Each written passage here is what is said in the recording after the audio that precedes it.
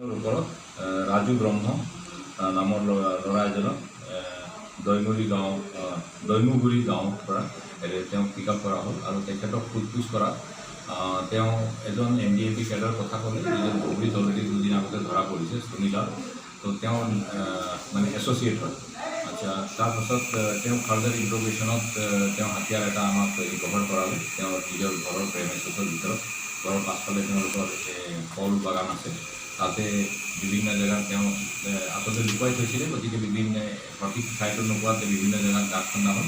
খান্দি পেলাই তেওঁ এই বাগানৰ ভিতৰত এটা SBPL ফেক্টৰী মেড বন্দুক এটা আৰু 10 ৰাউণ্ড AK-47 গুলি আৰু এটা হেণ্ড গ্ৰেনেড পোৱা হৈছে।